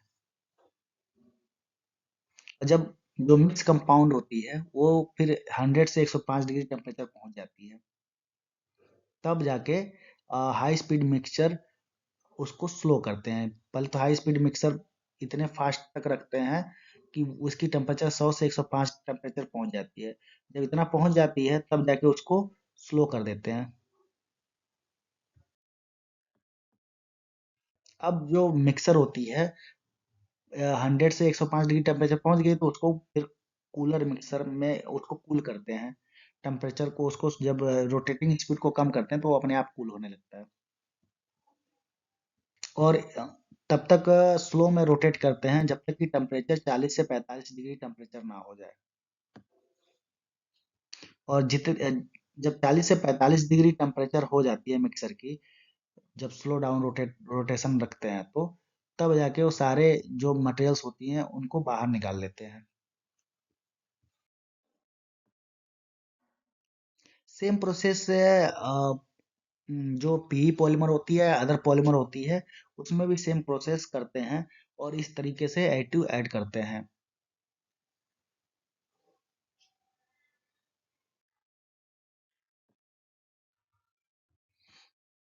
और जब एडिटिव जब ऐड करते हैं तो उसकी क्या क्या प्रॉपर्टीज में चेंजिंग आती है, जैसे मेल्ट विस्कोसिटी जो होती है वो बढ़ जाती है, टेंसाइल स्ट्रेंथ भी बढ़ जाती है, इम्पैक्ट रेजिस्टेंस बढ़ जाती है, ESCR भी बढ़ जाती है। तो ये सब चीजें जब एडिटिव ऐड करते हैं हाई स्पीड मिक्सर के थ्रू, ये सब प्रॉपर्टीज पॉलीमर की इनहेंस हो जाती है। मॉलिक्यूलर वेट डिस्ट्रीब्यूशन में क्या इफेक्ट होती है वो देख सकते हैं। तो मेल्ट विस्कोसिटी जो होती है वो डाउन हो जाती है, और सॉलिड सरफेस फ्लॉस ट्रांसपेरेंसी भी कम हो जाती है, सॉलिड टफनेस भी कम हो जाती है, मेल्ट स्ट्रेंथ कम हो जाती है। तो ये जितने भी प्रॉपर्टीज होती हैं वो मॉलिक्यूलर वेट डिस्ट्रीब्यूशन की वजह से कम हो जाती हैं, जो फिजिकल प्रॉपर्टी होती है पॉलीमर की। फिजिकल प्रॉपर्टीज में डेंसिटीज का क्या इफेक्ट होती है, उसकी स्टिफनेस डाउन होती है, हार्डनेस डाउन होती है, टफनेस डाउन होती है। तो इस तरीके से जो प्रॉपर्टीज होती है डेंसिटी की वजह से इफेक्ट करती है। पीवीसी पाइप में डिफरेंट डिफरेंट पीएचआर के लिए डिफरेंट डिफरेंट टाइप के एडिटिव यूज करते हैं। इसमें देख सकते हैं टेबल है, और इसमें डिफरेंट डिफरेंट टाइप का पीएचआर, मतलब जो भी पीएचआर का हमें पाइप चाहिए होगी तो उस तरीके के एडिटिव हम यूज करते हैं, जैसे देख सकते हैं टेबल में।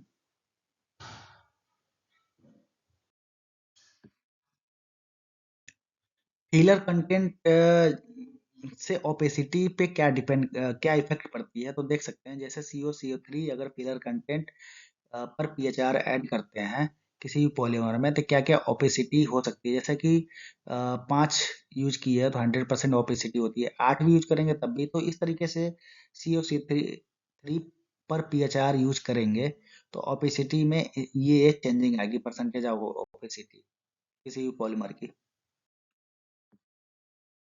जैसे कि पहले ही डिस्कस कर लिए कि ओपेसिटी परसेंटेज में कितना इफेक्ट पड़ेगा, तो CH3 5, 8, 11, 14, 20 तरह के पीएचआर यूज कर लें तो ओपेसिटी में कोई चेंजिंग नहीं आएगी, वही ओपेसिटी रहेगी पॉलीमर की, चाहे 5 करो चाहे 20 करो। CaCO3 जब फिलर ऐड करते हैं पॉलीमर में तो उसकी स्पेसिफिक ग्रेविटी में क्या चेंजिंग आती है पर ग्राम पर सीसी में, ग्राम पर सीसी में। तो जैसे CO3 ऐड करते हैं पर पीएचआर 5 से लेकर 20 तक, तो उसकी स्पेसिफिक ग्रेविटी भी चेंज होती है। जैसे 1.438 से लेके 1.4984 ग्राम पर सीसी चेंज होती है स्पेसिफिक ग्रेविटी। जैसे कि इस फिगर से और क्लियर हम देख सकते हैं कि CO3 जब ऐड करते हैं 5 से लेके 20 पर पीएचआर, तो उसकी स्पेसिफिक ग्रेविटी ग्राम पर सीसी कैसे चेंज हो रही है देख सकते हैं इस फिगर से। जैसे जैसे CO3 बढ़ाते हैं पर पीएचआर, तो वैसे भी स्पेसिफिक ग्रेविटी भी बढ़ती रहती है पॉलीमर की। स्पेसिफिक ग्रेविटी का इम्पैक्ट स्ट्रेंथ पे क्या इफेक्ट पड़ता है। अगर कोई पॉलीमर 0 डिग्री सेंटीग्रेड पे है और इसकी स्पेसिफिक ग्रेविटी जैसे कि ये है डिफरेंट टाइप का है, तो इम्पैक्ट स्ट्रेंथ 0 डिग्री पे क्या होगी, तो वो पास हो जाएगी सारे स्पेसिफिक ग्रेविटी पे जो भी हमने डिस्कस किया। तो वो सारे स्पेसिफिक ग्रेविटी पे इम्पैक्ट स्ट्रेंथ पास होगी, मतलब यूज लायक होगी।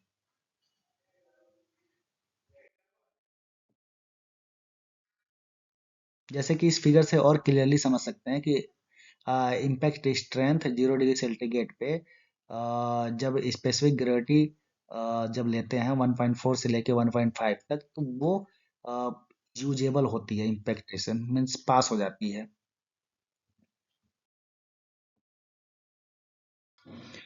फिलर रिवर्जन में क्या रेशियो होती है, तो जैसे सीओ CaCO3 ऐड करते रहते हैं पर पीएचआर, उसकी लेंथ में क्या चेंज आती है 150 डिग्री सेंटीग्रेड पे, मीन्स पीवीसी के ही बारे में हम बात कर रहे हैं।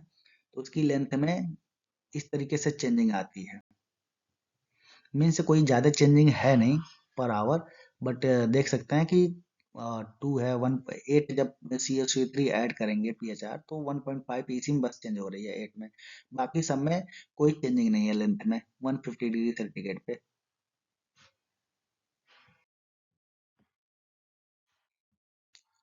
इस फिगर से हम क्लियरली समझ सकते हैं कि जब CaCO3 ऐड करते हैं 5, 8, 11, 14, 20, तो जब रिवर्जन टेस्ट करते हैं उसकी लेंथ में वो रिवर्जन टेस्ट वैसे 150 डिग्री सेंटीग्रेड पे टेस्ट करते हैं किसी पाइप का, जो पीवीसी पाइप जो होती है, जो पीवीसी से पाइप जो बनती है, तो उसका रिवर्जन टेस्ट करते हैं 150 डिग्री सेंटीग्रेड पे। तो उसमें जब CaCO3 5% 5 pHr ऐड किए हैं तो कोई लेंथ में चेंजिंग नहीं आई है। 11 पे भी कोई नहीं आती है, 14 पे भी, 20 पे भी, बट 8 पे जब CaCO3 8 pHr ऐड करते हैं तो उसकी लेंथ चेंज होती है, उस टाइम चेंज होती है। तो ये इस तरीके से हम देख सकते हैं।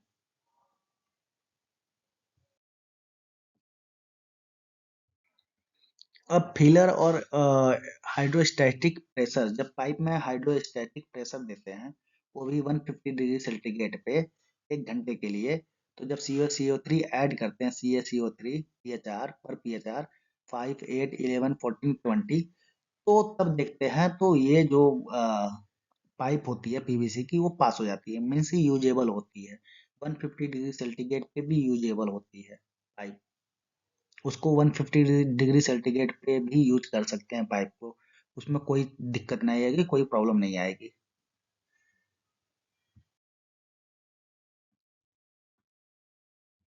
इस फिगर से हम क्लियरली समझ सकते हैं कि जब हाइड्रोस्टैटिक प्रेशर जब किसी पाइप में देते हैं, तो जब CaCO3 उसमें पाइप में ऐड होता है, जब फिलर एज ए फिलर के रूप में 5, 8, 11, 14 और 20%, 5 से लेके 14% तक पाइप में जो प्रेशर होती है, वो कैपेसिटी, प्रेशर झेलने की कैपेसिटी होती है, वो पास हो जाती है, मीन्स वो यूजेबल होती है। बट जब 20% CaCO3 ऐड करते हैं, तब वो पाइप पाइप यूजेबल नहीं होती है, वो बस्ट हो जाती है उस टाइम, टेस्ट के टाइम पे। आप कभी जब हाइड्रोस्टैटिक प्रेशर जब टेस्ट करना किसी पाइप का, जब आप किसी इंडस्ट्री में जाएंगे या किसी रिसर्च फील्ड में रहेंगे, तो आप देख सकते हैं वहाँ पे डिफरेंट टाइप का CaCO3 पीएचआर यूज किया हुआ पाइप यूज आप देखिएगा, टेस्ट कीजिएगा, तो उसमें ये आएगी 5 से लेके 14% तक अ, कोई प्रॉब्लम नहीं आएगी, हाइड्रोस्टैटिक प्रेशर झेल लेगा पाइप। बट जब 20% CaCO3 ऐड करते हैं पर pHr किसी पाइप में, पीवीसी से जो बनी हुई है, तो वो फेल हो जाती है, वो यूजेबल नहीं होती, वो बस्ट हो जाती है।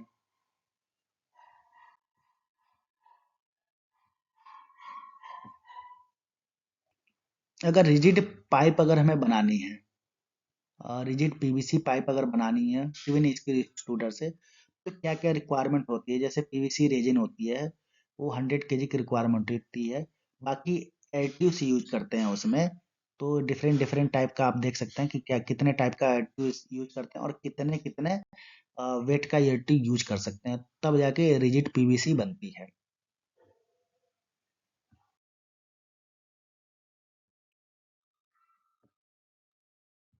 जब रिजिड पीवीसी बनाते हैं, तो अगर सिंगल स्क्रू से बनाते हैं, तो रेजिन का मतलब पीवीसी में जो पॉलीमर होती है, वो होती है बेसिकली, ठीक है, प्योर पॉलीमर पीवीसी, वो होती है रेजिन, तो 100 लेंगे, तो उसका परसेंटेज ये लेते हैं स्टेबलाइजर और प्रोसेसिंग एड। यही सिंगल स्क्रू में देख सकते हैं कि स्टेबलाइजर और प्रोसेसिंग एड ज़्यादा लिया जाता है, जबकि ट्विन स्क्रू स्क्रू में कम लिया जाता है। ट्विन स्क्रू जो एक्सट्रूडर होती है, वो कम सिंगल स्क्रू एक्सट्रूडर से बेटर होती है कंपेयर टू मिक्सिंग। जैसे मिक्सिंग की अगर बात करें, तो ट्विन स्क्रू एक्सट्रूडर में मिक्सिंग बहुत अच्छे तरीके से होती है compare to single screw extruder. और सेम लुब्रिकेशन यूज करते हैं, जैसे इस टाइप का लुब्रिकेशन यूज कर रहे हैं, तो ये सिंगल स्क्रू एक्सट्रूडर में देख सकते हैं कि कितना ज़्यादा यूज करना पड़ रहा है, जबकि ट्विन स्क्रू एक्सट्रूडर में बहुत कम परसेंटेज यूज करते हैं लुब्रिकेशन के रूप में। अगर ये सारे जो चार्ट हैं, ये रिजिड पीवीसी पाइप बनाने के प्रोसेस में यूज होते हैं। ये सारे जितने भी चीजें हैं, ये चार्ट्स के थ्रू हम समझ सकते हैं कि अगर रिजिड पीवीसी पाइप बनाना हो, तो इस चार्ट को फॉलो कर सकते हैं।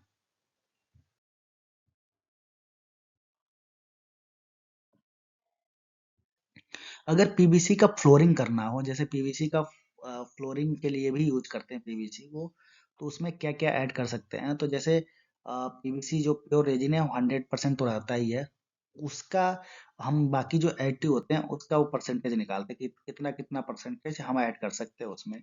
ये बाकी जो एडिटिव रिमेनिंग जो एडिटिव है ये डीओपी, CaCO3, स्टेबलाइजर, ऑयल, ये सारी चीजें उसमें यूज कर, करते हैं।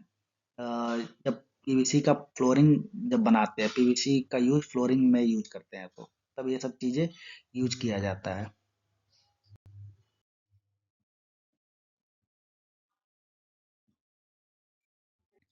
जब पीवीसी का यूज विंडो में किया जाता है, जब विंडो सेक्शन में करते हैं, तब ये चीजें फॉलो करते हैं, ये जो एडिटिव होती है इन सब एडिटिव को ऐड करते हैं और ये चार्ट को फॉलो करते हैं जब पीवीसी का विंडो बनाते हैं। तो आप देख सकते हैं कि पीवीसी 90% यूज होती है, बाकी ये सब एडिटिव होती हैं, कोई 10%, कोई 2.2%, कोई 1.5%, 3%, इस टाइप का एडिटिव यूज करते हैं विंडो बनाने के लिए।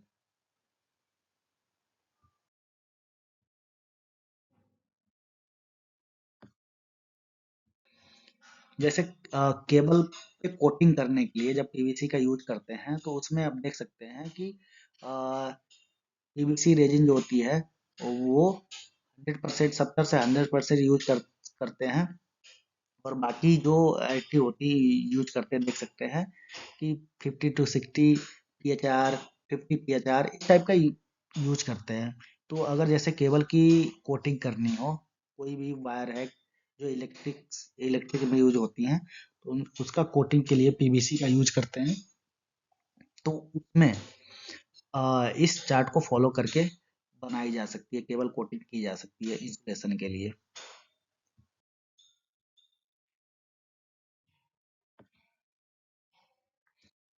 और जैसे जो वो तो इलेक्ट्रिसिटी केबल की कोटिंग का प्रोसेस मैंने बताया पिछले स्लाइड में। अभी जब कम्युनिकेशन केबल भी जो आती है, जैसे फोन बूथ पे जो होती हैं, उसमें आप देखिएगा कम्युनिकेशन केबल होती है वो अलग होती है, तो उसकी भी कोटिंग के लिए पीवीसी का यूज करते हैं। और उसमें इस तरीके से पीवीसी और बाकी जो एडिटिव होती हैं इस तरीके से प्रोसेस करके बनाई जाती है, और इसका केबल का कोटिंग की जाती है उसमें भी।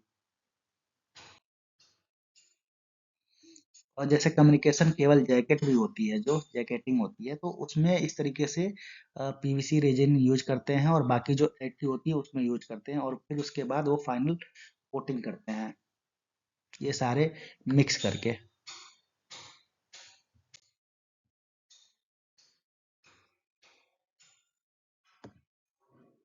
जब हायर टेम्परेचर वाली जैकेट अगर यूज करनी है, तो वो भी पीवीसी से बनाई जाती है, तो उसमें इस टेबल को फॉलो करके बनाई जा सकती है। जैसे देख सकते हैं कि जो पीवीसी होती है वो 100% यूज होती है, बाकी जो एडिटिव होती है यूज होती है, ये सारे मिक्स करके हायर टेम्परेचर वाली जैकेट बनाई जा सकती है।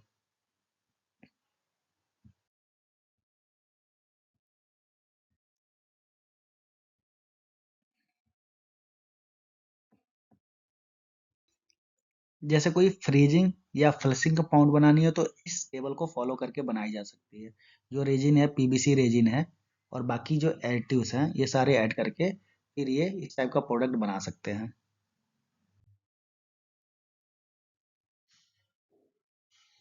तो इंजेक्शन मोल्डिंग से पीवीसी पाइप बनती हैं, तो वो किस तरीके से बनाते हैं, जो पीवीसी की जो K57 होती है, बेसिकली इंजेक्शन मोल्डिंग के लिए यूज करते हैं K57 रेजिन, तो वो और बाकी जो एडिटिव्स हैं वो ऐड करके पाइप बना सकते हैं इंजेक्शन मोल्डिंग से।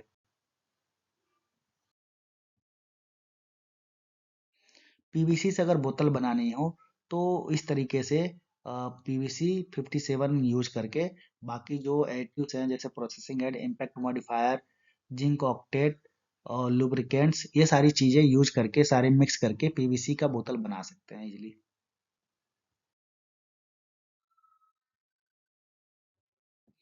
जैसे पीवीसी का फोम बनाना है बाय एक्सट्रूजन, तो इस तरीके से पीवीसी और बाकी जो एडिटिव हैं यूज करके फोम बना सकते हैं इजीली।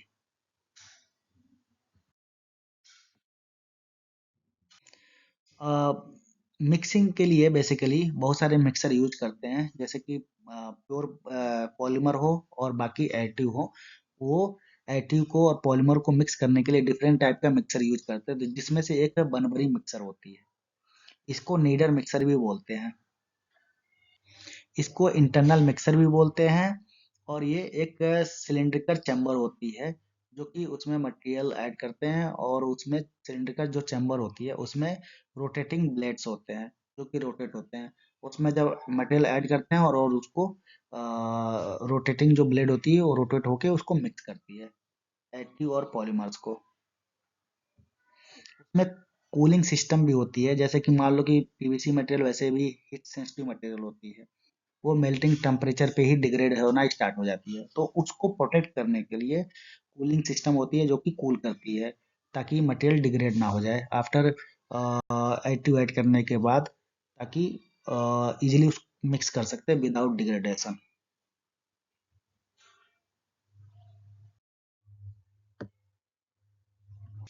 जो बनबनी मिक्सर होती है वो बेसिकली थर्मोप्लास्टिक मटेरियल के लिए यूज करते हैं।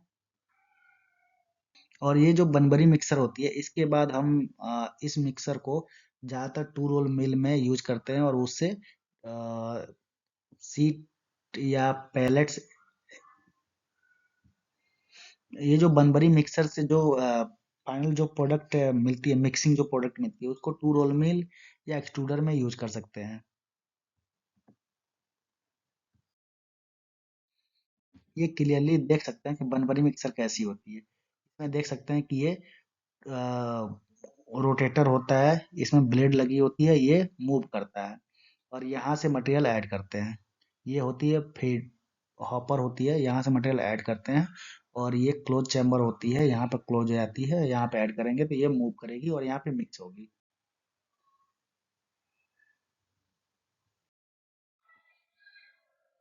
बनबनी मिक्सर कंटिन्यूअस मिक्सर भी होती है। और जो बनबरी मिक्सर होती है बेसिकली ये मास्टर बैच बनाने के लिए यूज करते हैं। मास्टर बैच जैसे कि डिफरेंट टाइप का कलर अगर ऐड करते हैं पॉलीमर में, तो डिफरेंट टाइप का कलर बेसिकली शो होती है, तो उसको कलर को ऐड करने के लिए बेसिकली ये इस मिक्सर को यूज करते हैं, इस प्रोसेस को यूज करते हैं। और एक कंटिन्यूअस प्रोसेस होती है। देख सकते हैं कंटिन्यूअस प्रोसेस में स्क्रू होती है, और यहाँ पे मटेरियल फीड होती है, और ये मटेरियल आती है और यहाँ से ये निकल जाती है मिक्स होके।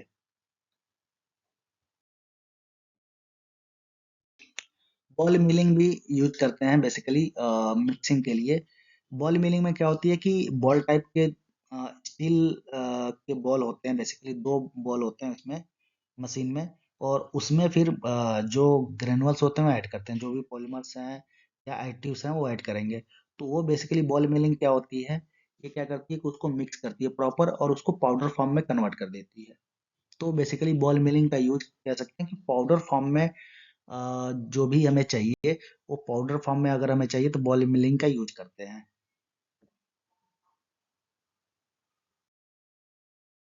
जैसे कि ये देख सकते हैं कि ये है अ, ये सिस्टम है, और इसमें मटेरियल्स है, इसमें मिक्स कर रहे हैं।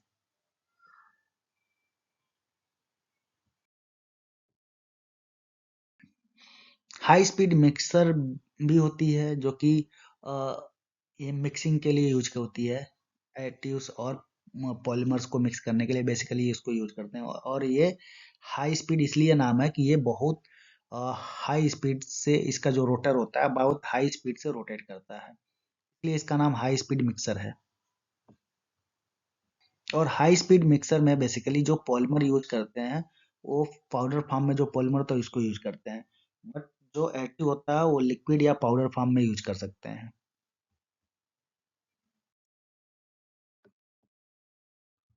हाई स्पीड मिक्सर में जो चॉपर ब्लेड होती है, वो 3600 आरपीएम तक रोटेट कर सकती है, इसलिए इसका नाम हाई स्पीड मिक्सर है। ये फिगर से देख सकते हैं कि हाई स्पीड मिक्सर का ये जो रोटेटर होता है कितनी स्पीड से रोटेट करती है ये इसमें, और इसमें मटेरियल्स होती है और ये रोटेट करती है। 3600 आरपीएम तक ये रोटेशन जा सकती है।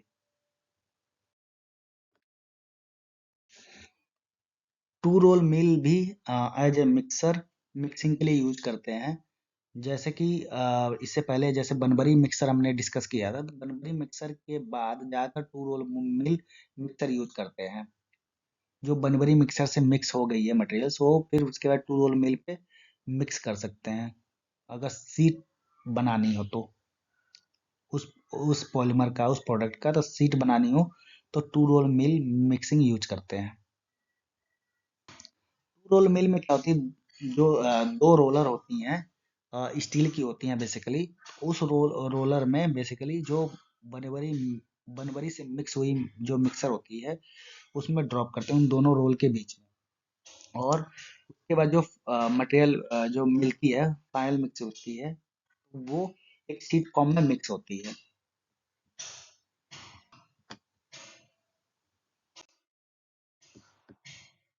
टू रोल जब मिक्स करते हैं तो इसमें लिक्विड प्लास्टिसाइजर या dried solid ingredients as additive use कर सकते हैं इसमें। इसमें जो रोलर होती हैं वो हीट भी हो सकती हैं, कोल्ड भी हो सकती हैं, मतलब जिस टाइप का हमें मीडियम चाहिए होगा उस टाइप का रोलर वर्क करेगा। और उस रोलर को हम जिस तरीके से मतलब रखना चाहें तो उसमें रख सकते हैं, या तो रोलर को जैसा भी एडजस्ट करें, या तो ज्यादा रोलर को ओपन कर दें या कम ओपन करें, तो वो डिपेंड करता है रोलर के एडजस्टमेंट पे। जो टू रोल मिल में जो रोलर यूज होते हैं वो वैरी करता है। वो बहुत छोटे मीडियम में भी यूज हो सकता है, 1 इंच से लेके 3 फीट डायमीटर तक रोलर यूज कर सकते हैं। और इसकी जो रोलर की लेंथ होती है वो 7 से 8 फीट की लेंथ तक रोलर यूज कर सकते हैं। ये फिगर से हम इजीली समझ सकते हैं, इस तरीके से टू रोलर होती है। जैसे देख सकते हैं कि ये दो रोलर हैं, इसमें ये मटेरियल फीड कर रहे हैं, और यहाँ से मटेरियल ये फीड करते हैं, और यहाँ से ये रोलर पे ही एक सीट फॉर्म में मटेरियल्स मिक्स होके आती है इस तरीके से। मिक्सिंग के लिए सिंगल स्क्रू एक्सट्रूडर भी यूज करते हैं, और जो कि ये तीन तरह की होती है। एक मिक्स फीड एक्सट्रूडर होती है, हॉट मेल्ट एक्सट्रूडर होती है, कोल्ड फीड एक्सट्रूडर होती है। ये जो एक्सट्रूडर होती है सारे, वो ज़्यादातर थर्मोप्लास्टिक मटेरियल्स के लिए यूज करते हैं, और इसमें मिक्स करने के लिए एडिटिव और मटेरियल्स सब हॉपर में ऐड करते हैं, हॉपर में डालते हैं, और मिक्स होके कंपाउंड होके मटेरियल बाहर निकलती है। एक्सट्रूडर में मास्टर बैच या किसी भी कलर का थर्मोप्लास्टिक मटेरियल फीड करके उसको जो भी प्रोडक्ट हमें बनानी है उस टाइप का प्रोडक्ट का हम डाई लेंगे, एक्सट्रूडर के आउटपुट पे उस टाइप का प्रोडक्ट का शेप हमें मिल जाती है।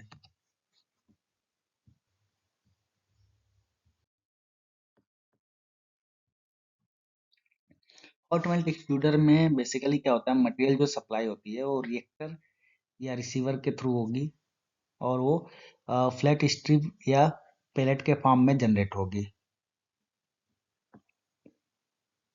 और इसमें जो एक्सट्रूडर की साइज होती है वो डिटरमाइन करती है कि किस टाइप का हमें प्रोडक्शन चाहिए होगी, किस टाइप का प्रोडक्ट चाहिए और कितना प्रोडक्शन चाहिए, उससे डिटरमाइन करता है, तो उस तरीके से एक्सट्रूडर की साइज होगी। Cold feed extruder basically HDPE, LLDPE, PVC, PS, ABS इन सब पॉलीमर के लिए बेसिकली यूज करते हैं। ये हम देख सकते हैं एक्सट्रूडर किस तरीके से काम करता है। जैसे कि ये हॉपर है तो यहाँ पे रेजिन फीड करेंगे, फिर ये इसमें फीलर या एडिटिव कुछ भी ऐड करेंगे। ये स्क्रू होती है जो रोटेट होती है इसमें। ये ऊपर बैरल होती है जो इस तरीके डॉट डॉट इस तरीके जो लाइन लाइन बनी है, ये बैरल होती है। यहाँ पे डाई होती है, ये जो है डाई होती है। और ये अंदर बैरल स्क्रू होती है जो रोटेट होती है। ये देख सकते हैं ये जो लाइन है इस तरीके से परपेंडिकुलर लाइन, ये स्क्रू रोटेट होती है। यहाँ पे वैक्यूम पंप होती है, जैसे कि मान लो कि कोई मटेरियल्स में एयर ड्रॉप हो चुका है या कोई मटेरियल मॉइस्चराइज है, तो वो जब इसमें आएगी हीट के कांटेक्ट में आएगी, क्योंकि ये बैरल पे हम हीट देते हैं। तो ये जो मटेरियल मेल्ट होती है यहाँ पे, तो यहाँ पे कुछ एयर जनरेट हो जाती है, वेपर जनरेट होती है, तो उस वेपर को निकालने के लिए ये वैक्यूम पंप लगाया जाता है, ताकि यहाँ से वो जो वेपर जनरेट हुई है वो निकल जाए। नहीं तो मटेरियल में फीड होके फिर बाहर आएगी, तो कहीं पे बर्निंग मार्क्स और कहीं पे एयर ट्रैप प्रोडक्ट बाहर मिलेगा। तो उस चीज को कम करने के लिए ये वैक्यूम पंप लगाई जाती है। तो इसमें प्रॉपर तरीके से मिक्सिंग होती है। ये ज्यादातर इंडस्ट्री में यूज होती है मिक्सिंग के लिए। जो स्क्रू एक्सट्रूडर होती है वो ज्यादातर इंडस्ट्री में यूज होती है, तो इसमें प्रॉपर तरीके से मिक्स होती है।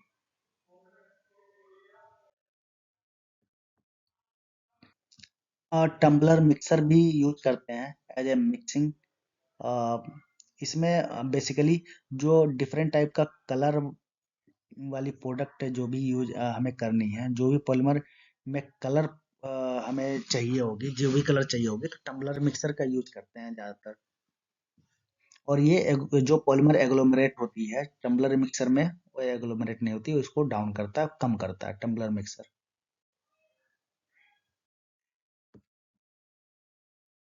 ये डिफरेंट टाइप का टम्बलर मिक्सर होती है जो कि इंडस्ट्रीज में अवेलेबल होती है, जैसे डबल ड्रम टम्बलर मिक्सर, तो roller driven tumbler, V blender, double cone, octagon blender, inclined cube blender. इस टाइप का टम्बलर मिक्सर बहुत सारे यूज होते हैं इंडस्ट्रीज में, तो इस तरीके के टम्बलर मिक्सर होते हैं।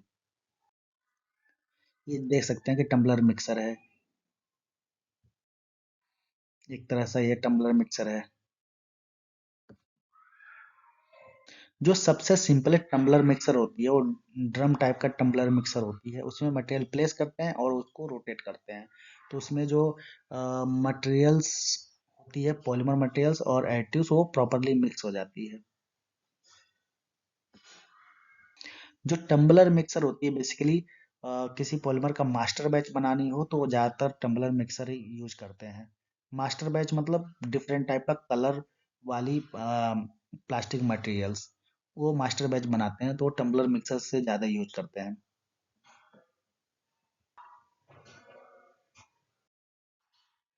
ये देख सकते हैं कि ये टम्बलर मिक्सर है, एक बी टाइप का टम्बलर मिक्सर है। ये भी एक तरह से यूज करते हैं ज़्यादातर। इसमें मटेरियल फिट करेंगे, ये ऐसे रोटेट होगा, ये जैसे देख सकते हैं रोटेशन का साइन है, ये रोटेट होता रहेगा और इसमें मटेरियल मिक्स होती रहेगी। ये डबल कोन टम्बलर मिक्सर होती है, जैसे कि डबल कोन होती है, यहाँ पे मटेरियल फिट हो जाएगी, यहाँ पे ऐसे रोटेट होती रहेगी।